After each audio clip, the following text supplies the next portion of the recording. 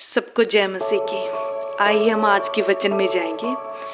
हमारा आज का वचन है कि क्या हमारे जीवन से, हमारे हृदय से क्या आज परमेश्वर की जीवन की नदियां बह रही हैं, या कोई संसारिक नदियां हमारे जीवन से बह रही हैं। तो हम पहला वचन पढ़ेंगे यूहन्ना 7:38। जो कोई मुझ पर विश्वास करेगा, जैसा पवित्र शास्त्र में आया है, उसके हृदय में से जीवन के जल की नदियां बह निकलेगी। प्रभु यीशु मसीह आज यहाँ पर क्या कह रहा है कि जो कोई मुझ पर विश्वास करेगा, उसमें से जीवन के जल की नदियां बह निकलेगी। परमेश्वर का वचन क्या है? परमेश्वर का वचन सत्य है, पवित्र है। और प्रभु जो भी वचन हमसे, जो भी वायदा हमसे प्रभु करता है, वो कभी झूठ नहीं बोलता। वो हमसे हमेशा जो वचन प्रभु हमें देता है, वो हमेशा अपने वचन को पूरा करता है।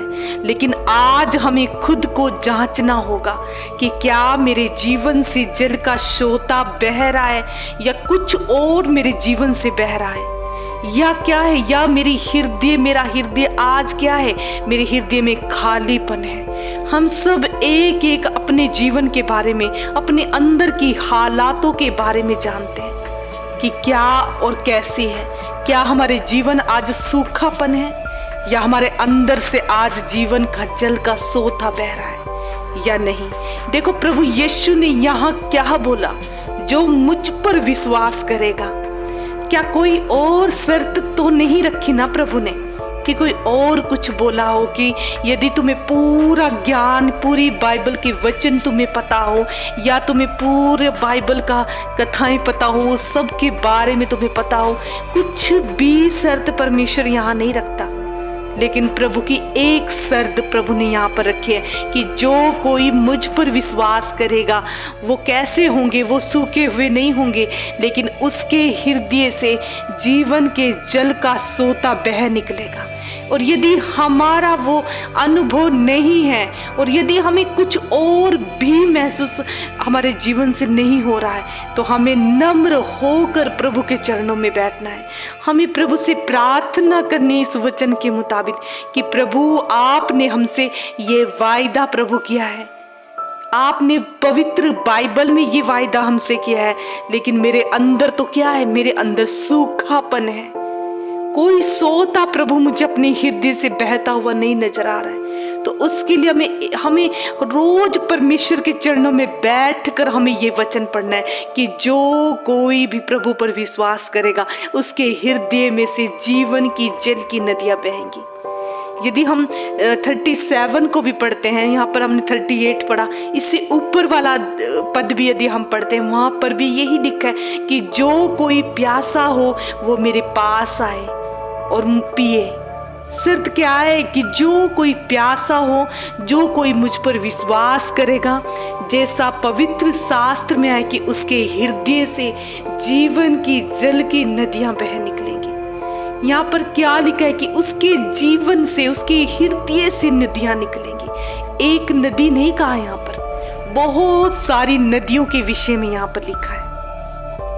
जब हम देखते हैं बहुत सारी नदियां जब एक साथ बहती हैं, और जब वो एक जगह जहां मिलती हैं, वो समुद्र का रूप धारण कर लेती हैं। तो प्रभु हमसे इतनी उम्मीद रखता है कि हमारे हृदयों से नदियां बहें, कि वो एक समुद्र का रूप धारण कर ले।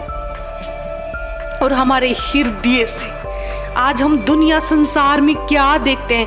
हर कोई आज प्यासा है। कोई धन के लिए प्यासा है, कोई अपनी इज्जत के लिए प्यासा है, किसी को किसी भी बात की प्यास लग सकती है। लेकिन यहाँ प्रभु क्या कह रहा है? जिसको परमेश्वर के प्रति जिसको भूख और प्यास हो, वो मेरे पास आए। हम यदि इसी यूहन्ना चैप्टर 4 को यदि हम पढ़ते हैं, वहाँ पर एक स्त्री के बारे में लिखा है, जो सामरी स्त्री के बारे में वहाँ पर लिखा है। तो वो कहाँ आई? वो सामरी स्त्री पानी लेने आई थी, जो संसारिक जल है, जिसको पीकर बार बार उसे क्या पीने की प्यास लगती है, और कभी जो नहीं बुझती। तो प्रभु यीशु क्या बोल रहे हैं? पहले वो ही प्रभु से सवाल करती है। यदि हम 9 अध्याय को यदि हम यूहन्ना के 4 अध्याय को देखेंगे और उसका हम 7वां अध्याय को पढ़ते हैं तो वहां पर क्या लिखा हुआ है।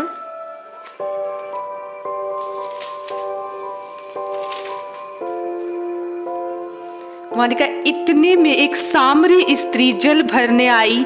यीशु ने उससे कहा, मुझे पानी पिला। तो यहाँ पर सामरी स्त्री क्या कह रही है? सामरी स्त्री, पहले परमेश्वर ने उसको कहा। प्रभु यीशु मसीह यहाँ कह रहा है सामरी स्त्री से जो जल भरने के लिए कि तू मुझे पानी पिला। लेकिन 8 में हम क्या पढ़ते हैं, क्योंकि उसके चेले जो नगर में भोजन मोल लेने को गए थे, उस सामरी स्त्री ने उससे कहा, तू यहूदी होकर मुझ सामरी स्त्री से पानी क्यों मांगता है? क्योंकि यहूदी सामरियों के साथ किसी प्रकार का व्यवहार नहीं रखते थे। हम यहाँ देखते हैं कि सामरी स्त्री बहुत हैरान होकर प्रभु यीशु से पूछती है कि तू यहूदी होकर मुझ सामरी स्त्री से पानी क्यों मांग रहा है? क्योंकि सामरियों को, यहूदी जो लोग होते थे वो बड़ी कास्ट के माने जाते थे, बड़े पवित्र लोग उनको, वो अपने आप को मानते थे। जैसे आज भी कितने लोग जो है बड़े बड़े लेवल पर होते हैं, बड़े अधिकारी होते हैं, बड़ी कास्ट के होते हैं, वो तुच्छ लोगों को के घर में पानी या खाना पसंद नहीं करते। आज भी ये प्रथा कहीं कहीं हम देखते हैं। तो यहाँ पर सामरी स्त्री बड़ी अचंभे से कह रही है कि आप यहूदी होकर मुझसे पानी कैसे मांग सकते हैं? क्योंकि यहूदी तो हमसे बहुत नफरत करते हैं, और पानी कैसे? लेकिन 10 में परमेश्वर क्या कहता है? यीशु ने उसको उत्तर दिया, यदि तू परमेश्वर के वरदान को जानती और यह भी जानती कि वह कौन है जो तुझसे कहता है कि मुझे पानी पिला, तो तू उससे मांगती और वह तुझे जीवन का जल देता। प्रभु क्या कह रहा है 10 आयत में कि यदि तू ये वरदान, यदि तू जानती कि कौन तुझसे पानी मांग रहा है, तो तू ये सवाल कभी नहीं पूछती कि तू मुझसे पानी मांग रहा है, लेकिन तू मुझसे अपने आप उल्टा मुझसे ही पानी मांगती। और मैं तुझे क्या देता? मैं तुझे जीवन का जल देता। लेकिन 11 में स्त्री ने क्या कहा? स्त्री ने उससे कहा, हे प्रभु, तेरे पास जल भरने को तो कुछ है भी नहीं, और कुआं गहरा है, तो फिर वह जल का, जीवन का जल तेरे पास कहां से आया? वो अभी भी अचंभे में है, वो अभी भी संसारिक जल की बात कर रही है। वो कह रही है परमेश्वर कि हे प्रभु, तेरे पास तो जल भरने के लिए कुछ भी नहीं है, कोई बर्तन भी नहीं, कोई साधन भी नहीं है, तो आप मुझसे कैसे, मुझे कैसे आप जल पिला सकते हैं? और वो जल आपके पास आएगा कहां से? तो 12 में क्या लिखा है, क्या तू हमारे पिता याकूब से बड़ा है जिसने हमें यह कुआं दिया, और आप ही अपनी संतान और अपने पशुओं समेत हम इसमें से पिया? और 13 में लिखा है, यीशु ने उसको उत्तर दिया, जो कोई यह जल पिएगा वह फिर प्यासा ना होगा। प्रभु यीशु क्या कह रहा है? उसको बार बार उसको समझाने की कोशिश कर रहा है कि जो कोई जल, जो जल में तुझे देने पर हूँ, जो जीवन का जल मैं तुझे दूंगा, उसको पीकर तू कभी प्यासी नहीं होगी।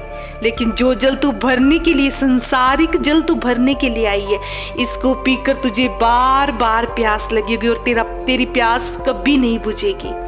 तो 14 में क्या लिखा, परंतु जो कोई उस जल में से पिएगा जो मैं उसे दूंगा, वह फिर अनंत काल तक प्यासा ना होगा, वरन जो जल मैं उसे दूंगा वह उसमें एक सोता बन जाएगा जो अनंत जीवन के लिए उमड़ता रहेगा।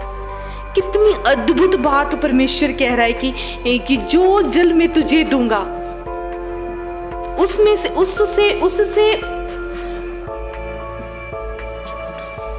तुझे दोबारा प्यास, उससे पीकर तुझे दोबारा प्यास नहीं लगेगी, लेकिन उस जल से तेरे अंदर एक जीवन का जल का सोता बह निकलेगा। तो यदि हम एक यही पद, यदि जब हम दोबारा से पढ़ेंगे जो हमने सबसे पहले पढ़ा, यूहन्ना 17 अध्याय का, यूहन्ना 7 अध्याय का 38, कि प्रभु यीशु क्या कह रहा है कि जो कोई मुझ पर विश्वास करेगा, उसके हृदय से, कहीं और से नहीं बोला परमेश्वर ने, कोई सोच से नहीं, कोई बुद्धि से नहीं, किसी भी चीज से नहीं, क्योंकि हृदय में हमारा सारा कंट्रोल हमारा हृदय में होता है। तो यहाँ पर प्रभु यीशु मसीह क्या कह रहा है कि जो कोई मुझ पर विश्वास करेगा, उसके हृदय से नदियां बहे जाएंगी, नदियां फूट निकलेंगी। तो परमेश्वर ने वो अनुभव हमारे लिए रखा है, प्रभु ने हमारे लिए आज ये वायदा किया है, उसने हमारे लिए वायदा दिया है। परमेश्वर ऐसा नहीं है जो उसमें वायदे देने वाला और बाद में मुकरने वाला परमेश्वर है। यदि ऐसा होता तो किसी ना किसी के मुख से आज हम सुनते कि प्रभु के वायदे पूरे नहीं होते, लेकिन आज सबके जीवन में बड़ी गवाहियां हैं कि प्रभु ने हमसे वायदे किए और प्रभु के वायदे हमारे जीवन में पूरे हुए। चाहे एक वायदा भी हुआ हो, लेकिन हमारे जीवनों में अद्भुत गवाहियां पैदा हुई है परमेश्वर के वायदों के द्वारा।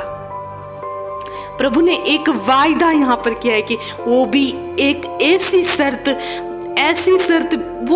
शर्त भी नहीं है कि मैं कुछ ही लोगों के लिए दूंगा, लेकिन यहाँ पर सबके लिए परमेश्वर वायदा दे रहा है कि जो कोई भी मुझ पर विश्वास करे, उसका जीवन, उसका हृदय सूखा हुआ नहीं रहेगा, लेकिन उसके दिल से क्या बहेंगी?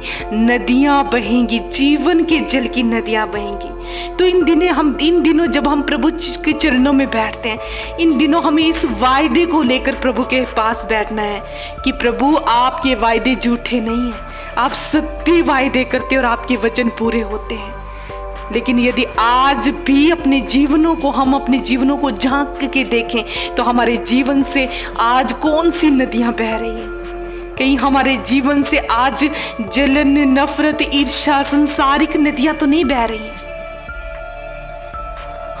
हमें प्रार्थना प्रभु से के चरणों में पश्चाताप करके अपनी छोटी छोटी गलतियों को प्रभु के सामने रखना है कि प्रभु हमारे जीवन से संसारिक नदियां नहीं, लेकिन तेरी स्वर्गीय नदियां प्रभु हमारे जीवन से निकले, ताकि संसार के लोग मेरे जीवन से, मेरे हृदय से गलत चीजों की से प्यास ना बुझाए, लेकिन स्वर्गीय नदी को मेरे जीवन से चखे कि जो कोई भी मेरे संपर्क में आएगा, जो कोई इस नदी में से पिएगा, वो उस स्वर्गीय स्वाद को चखेगा। और पहले हमें उस अनुभव में खुद आना पड़ेगा, क्योंकि आपने अपने वचन में हमें वायदा दिया है और आप उसे पूरा करने में सामर्थी परमेश्वर है। आप केवल वायदा देते ही नहीं, लेकिन उसको पूरा भी कर सकते हैं, क्योंकि प्रभु आपने कहा है तो आप पूरा भी करेंगे। लेकिन परमेश्वर पूरा तो करना चाहता है, लेकिन उसके लिए शर्त क्या है कि जो कोई मेरा प्यासा है। लेकिन आज सबसे बड़ी आज हमारे जीवन में क्या समस्या हो रही है? लोगों को परमेश्वर की प्यास नहीं, इसलिए उस स्वर्गीय अनुभव में हम नहीं जा पा रहे हैं। वो नदियां आज हमारे हृदय से नहीं बह पा रही हैं, इसलिए उस स्वर्ग को आज हम नहीं चख पा रहे अपने जीवन से, क्योंकि हमें आज प्यास कहाँ की लगी हुई है? आज क्या प्रभु को पाने की भूख प्यास है? क्या तब हम प्रभु के आज निकट जाते हैं? या आज हमें अपनी दिक्कतें हैं, परेशानियों को अपनी खत्म करने के लिए वो प्यास, संसारिक प्यास को लेकर हम प्रभु के पास जाते हैं कि प्रभु ये मेरी दिक्कतें हैं, ये मेरी जरूरतें हैं, बस ये पूरी हो जाए। क्या इन्हीं की प्यास आज हम लोगों को लगी हुई है? जब तक जीवन की जल की नदी की प्यास हमारे अंदर नहीं बढ़ेगी, प्रभु को पाने की वो प्यास जब तक हमारे अंदर वो अनुभव नहीं मिलेगा, हमें वो जल के सोते हमारे जीवन से नहीं बह सकते। हमें आज खुद को जांचना होगी कि आज इन दिनों हमारे अंदर कौन सी प्यास बढ़ रही है, संसारिक नदियों की या जीवन के जल की नदियों की प्यास, कि पवित्र आत्मा की नदी की प्यास। हमें प्रभु से कहना है कि हमें तेरे जीवन की नदियों की प्यास हमारी बढ़ती जाए और ऐसे हम तेरे भूखे प्यासे हो जाएं, जैसे हिरनी जल के लिए हाँफती है, प्रभु हम तेरे लिए हाँफे। लेकिन इस जीवन के जल को पाने में क्या रुकावटें हैं? प्रभु को पूछें। कि हम उन रुकावटों को त्यागने के लिए हम तैयार हैं। प्रभु वो अनुभव, वो स्वर्गीय जल हमें चाहिए। इतिहास में कई ऐसे दासों का अनुभव है जो लिख कर उन्होंने इस पवित्र शास्त्र में दिया है। हम एक प्रभु के दास के विषय में मैं सुन रही थी, उनके अंदर ये इतनी प्यास प्रभु की थी कि बस प्रभु मेरे हृदय से तेरे जीवन की नदियां बहें। उसे कहते हैं 9 साल तक उसने रोज प्रार्थना की। उसने ठान लिया कि प्रभु जब तक ये अनुभव, ये जीवन का जल मुझे नहीं मिलेगा, तब तक मैं तेरे चरणों से नहीं उठूंगा। क्योंकि जब हमें प्यास लगती है, क्या वो बिना जल के बुझ सकती है? नहीं, वो लगातार बनी रहती है। हम प्यासे तब तक रहेंगे जब तक हमें जल नहीं मिल सकता। तो इस प्रभु के दास के अंदर क्या प्यास थी कि मुझे ये स्वाद प्रभु, तेरी नदी का स्वाद प्रभु मुझे चखना है। क्योंकि आपने ही प्रभु वायदा किया, आपने प्रभु वचन में लिखा है, आपने मुझसे वायदा किया है और आप कभी झूठ नहीं बोलते। वो लगातार यही प्रार्थना करता रहा 9 साल तक, एक दिन भी उसने नहीं छोड़ा। कहते हैं उस समय वो नौजवान था, यूथ था, लेकिन आज हम देखते हैं नौजवान अधिकतर कहाँ की भूख प्यास लगी हुई है। आज नौजवानों को संसार की प्यास लगी हुई, संसार की अभिलाषाओं की प्यास, अपने मन को, अपने हृदयों को उन्होंने संसार की ओर लगा के रखा है कि हमें किन दोस्तों के साथ रहना, किन सहेलियों के साथ रहना। दूसरों को देखकर उनको भूख प्यास है संसार की, कि जैसे दूसरे लोग, दूसरे मेरे दोस्त, मेरी सहेलियां जीवन को बिता रही है, मुझे भी आज ऐसे ही जीवन को बिताना है।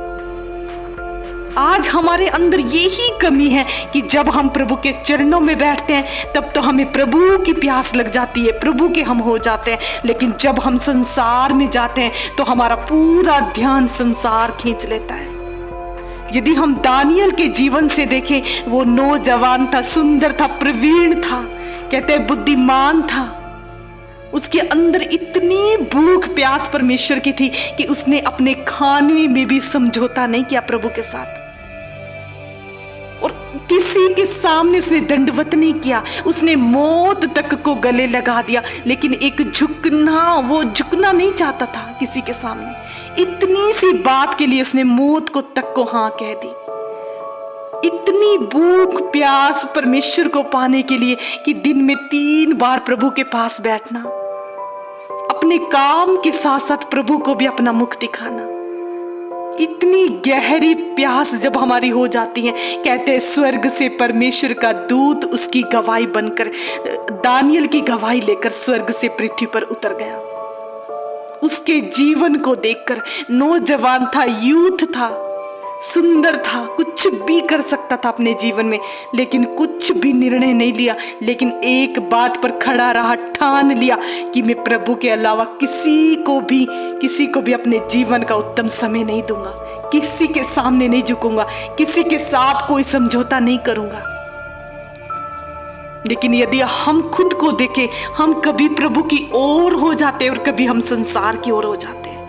हमारा मन कभी कहीं लग जाता है और कभी कहीं। हमें प्रभु हर बात में, आज प्रभु हमें परखता है। हम प्रार्थना में तो बोलते हैं, क्या सच में इसको पूरी तरह हमें बदलना है? हम प्रार्थना में तो कहते हैं प्रभु हमें बदलना है, क्या सच में आज हमें बदलना है? या हम दिखावे के लिए सुनी सुनाई प्रार्थनाएं कर रहे हैं कि प्रार्थना तो कुछ और होंगी, लेकिन हमारा जीवन उसके पूरा विपरीत होगा। यदि हम सच में हमें प्यास होगी तो हमेशा हमारा दिमाग में क्या चलेगा? बस मुझे पानी मिल जाए। मान लीजिए हमें बहुत जोर से प्यास लगी है और यदि कोई हमारा बेस्ट भोजन भी हमारे सामने लाकर रख दे, हमारा ध्यान कहाँ लगा होगा? पानी के ऊपर। क्योंकि जब तक हमें पानी नहीं मिल जाएगा, हम उस बेस्ट को भी नहीं खा पाएंगे। ऐसी प्यास परमेश्वर हमसे चाहता है कि हम सब कुछ उसके लिए त्यागने के लिए उसके पीछे हो ले, उसको पाने के लिए। इसी प्रकार हमारी परमेश्वर के प्रति गहरी प्यास को कौन परखता है? परमेश्वर हमारे मन को परखता है कि देखो तो सही, कहीं ऐसा तो नहीं कि 2 साल 4 साल में इसकी जो मेरे प्रति गहरी प्यास है, मुझे पाने की जो इसको भूख लगी हुई है, प्यास लगी है, कहीं वो बुझ तो नहीं जाएगी। प्रभु का अपना समय है। प्रभु अपने समय में हर चीज पूरी करता है। वो हर समय में निर्धारित करता है हर चीज। ना जाने कितने सालों दर साल प्रभु हमारी प्यास परख सकता है। अगर वो प्यास दिन प्रतिदिन बढ़ेगी तो भी प्रभु जानता है। अगर हमारे जीवन में वो घटती चली जाएगी तो भी प्रभु हमें परखता है। कई बार परमेश्वर ऐसी परिस्थितियां हमारे जीवन में आने देता है कि देखते हैं यदि मैं इनके उत्तरों का जवाब ना दूं, क्या फिर भी इनको हमारे हृदय मुझे पाने की इनको भूख और प्यास है। वो हमें जांचता है कि यदि परमेश्वर की ओर से कोई रिस्पॉन्स ना आए, क्या फिर भी हम उसे पाने के लिए इतनी उसकी ओर भाग रहे हैं या नहीं। क्योंकि कईयों ने, प्रभु के दासों ने, प्रभु के लोगों ने, विश्वासियों ने, प्रभु के ऐसे जनों ने जो उसी समय आए और उत्तर नहीं मिला, जवाब नहीं आए और उनका विश्वास डगमगा गया। प्रार्थनाएं उनकी कम हो गई, उनके विश्वास डगमगाए, उनकी प्यास जैसे बुझ सी गई हो। हम तो थोड़े से ही समय में परमेश्वर से हम डिसाइड कर लेते हैं अपने मन में कि यदि हमारा जवाब नहीं आया प्रभु की ओर से, प्रभु का कोई रिस्पॉन्स नहीं आया, तो हम दूसरी लाइन पकड़ लेते हैं। हम निराश हो जाते हैं अपने जीवन में कि प्रभु की ओर से तो कोई मेरे जीवन में बदलाव नहीं आ रहा, मेरे घर में बदलाव नहीं आ रहा, मेरे बच्चों में बदलाव नहीं आ रहा, मेरे पति में बदलाव नहीं आ रहा। और हमारी प्यास कैसे हो जाती है, बुझ सी जाती है। लेकिन यदि हमारी प्यास इसके बावजूद भी यदि बढ़ रही है, हमारे उत्तर आए या ना आए, हमारे घर बदले या ना बदले, हमारे जीवन बदले या नहीं बदले, लेकिन हम यदि पक्के निर्णय अपने जीवन में ठान ले, चाहे प्रभु कुछ भी हो जाए, कितनी भी देर हो जाए, जब तक तू ना मुझे मिल जाए, मैं तेरे चरणों से नहीं उठूंगी। क्योंकि तेरे स्वभाव पर मुझे क्या है, भरोसा है, तेरे वायदों पर मुझे भरोसा है। तेरी देर मेरे लिए उत्तम से उत्तम, मेरे लिए उत्तर वहां पर छुपे हुए हैं। लेकिन मैं अपना ध्यान कहीं और नहीं लगाऊंगी। यही कारण है कि दानियल, सद्रक, मेशक, अबेदनगो को परमेश्वर ने इस्तेमाल करना था। और जब हमें इस्तेमाल करना होता है तो हमें टेस्ट भी पास करने होते हैं। जब परमेश्वर हमें उन तूफानों में रहने देता है, हमें कई बार ऐसा लगता है तूफानों में, अपनी कठिन परीक्षाओं में, कि हमारे साथ कोई नहीं है। लेकिन प्रभु उस प्रभु का ध्यान हमारा उन दुखों में सबसे ज्यादा हमारे ऊपर होता है। वो बस ऐसे हमारे ऊपर ध्यान लगाते हैं कि ये बस इस टेस्ट में से पास हो जाए। प्रभु किसी को भी इस्तेमाल करने से पहले वो क्या करेगा, वो उस टेस्ट को पास करना होगा। क्योंकि यदि जिस दास की मैं बात कर रही थी, जिसने 9 साल तक लगातार प्रार्थना की, एक दिन भी नहीं छोड़ा, कि चाहे उसके जीवन में हम नहीं जानते कितनी ऐसी परीक्षाएं आई होंगी, उसको प्रभु की ओर से भी और शैतान की ओर से भी चाहे थपेड़े खाने होंगे, लेकिन जब उसने खाए होंगे, लेकिन जब उसकी गवाही बनकर स्वर्ग से उतरी, उसका जब प्रार्थना का उत्तर 9 साल के बाद उसके जीवन पर उतरा, तो कहते हैं जब वो पवित्र आत्मा बड़ी सामर्थ के साथ उसके ऊपर उतरा, पूरे शहर और पूरे गांव उस नदी के बहाव में परमेश्वर की ओर मुड़ गए। इतनी जोर के उसके ऊपर परमेश्वर का अनॉइंटिंग उतरा, पवित्र आत्मा का वो जल की नदी उतरी। क्या कोई बहती जल की नदियों को कोई रोक सकता है? उसके बहाव में उसको कोई रोक सकता है? उसके बहाव के आगे कोई भी आएगा, वो भी उस बहाव में क्या हो जाएगा, बहता चले जाएगा। उसे कोई नहीं रोक सकता। तो हम परमेश्वर से उस वायदे को जो उसने हमें दिया है, उसे पूरा करने की वो हमारे जीवन में शक्ति रखता है। ये इंसानों के झूठे वायदे नहीं है जो इंसानी झूठे वायदे करता है। ये परमेश्वर के मुख से, पवित्र मुख से निकले हुए वायदे हैं, जो कोई परमेश्वर पर विश्वास करेगा, उसके हृदय से पवित्र जल की नदियां बह निकलेंगी, जोर से बहेंगी, जिसके बहाव में दुनिया भी परमेश्वर की तरफ निकल जाएगी। और दूसरा, हमने खुद को रोज जांचना है कि जो कोई भी इस जीवन के जल को पाने में, मेरे जीवन में जो भी आज रुकावटें बनी हुई हैं, पहले उसको हमें अपने जीवन से दूर करना है। यदि हमें उस स्वर्गीय जल के सोते को अपने हृदय से निकालना है तो हमें क्या करना, अपने अंदर से साफ हमें करना होगा। जब हम पहले जमाने में देखते थे, जब कुएं खोदे जाते थे तो कुएं कोई आसान तरीके से खोदे जाते थे नहीं, उसको खोदने के लिए उसका सारा, उसके ऊपर से मिट्टी, कंकड़ और पत्थर उसके ऊपर से हटाया जाता था, ताकि नीचे उस गहराई में जाते समय एक सोता जो उसकी गहराई में छिपा हुआ है वो फूट निकले। इसी प्रकार हमारी भी गंदी आदतें, हमारी गलतियां, सबको हमें खोद खोद के सब कुछ अपने जीवन से निकाल कर फेंकना है। प्रभु कह रहा है, तुझे सोता चाहिए ना, तो सोता गहरे में है, लेकिन उसको रोक कर जिसने भी रखा हुआ है, तुझे उसको, उसके ऊपर उन मिट्टी को, उस पत्थर को, कंकड़ को, जो कुछ भी उसके ऊपर है, तुझे खोद खोद कर क्या करना है। हम कई बार अपने जीवन में छोटी छोटी आदतें भी नहीं छोड़ सकते, उसको छोड़ने के लिए भी हमें 1000 बार सोचते हैं। कई बार खुद को ना हम प्रभु के हाथों से कटने देते हैं, ना छांटने देते हैं। प्रभु जिन लोगों को हमें हमसे दूर रखना चाहता है, हम उन्हीं में ही चिपके रहना चाहते हैं, उन्हीं की बातों में मगन रहना चाहते हैं। हम कुछ लोगों को छोड़ना ही नहीं चाहते जो प्रभु हमसे अलग करना चाहता है। तो कैसे हम में से वो जल का सोता फूटेगा? हम अपने आप को खुदवाना ही नहीं चाहते।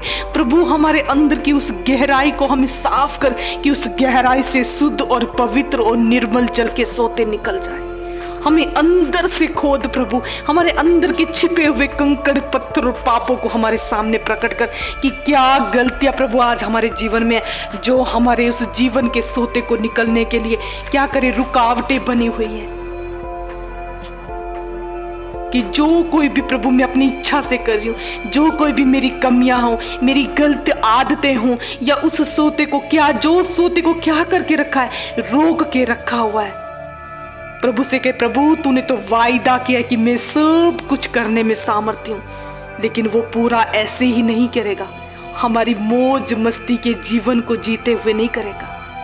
हमें उसके लिए कीमत चुकानी पड़ेगी। यदि आज कोई अपने अंदर की रुकावट को नहीं देख पा रहा है तो उपवास में जाएं, पश्चाताप में जाएं, प्रार्थनाओं में जाएं। उपवास और पश्चाताप एक अच्छा समय है। खुद के अंदर हमें खुद की कमियों और खुद की गंदी आदतों को जांचने और प्रकट प्रभु हमारे आगे कर देगा। प्रभु से कहीं, प्रभु इसे दूर करने के लिए मैं क्या करूं ताकि मैं इसे हटा सकूं।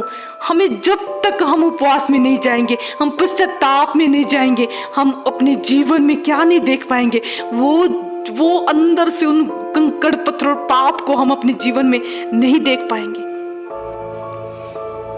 हम क्या होंगे, हम अपनी नजर में भी अच्छे दिखाई देंगे कि हम पवित्र हैं, और हम दूसरों को भी यही कोशिश करके दिखाएंगे कि हम पवित्र और अच्छे जीवन को जीते हैं। प्रभु से कहीं, प्रभु चाहे लोगों की नजरों में मैं पवित्र रहूं, चाहे मैं ना दिखूं, मेरी अपनी नजरों में मैं कैसा भी हूं, लेकिन तू फिर भी मुझे अपने अंदर के, मेरे अंदर के उन पापों, उन गंदगी, उन बुराइयों को मेरे अंदर से प्रकट कर, ताकि मैं उन्हें देख सकूं और उन्हें खोद कर निकाल सकूं, ताकि तेरे जीवन का जल का सोता मेरे जीवन से फूट निकले।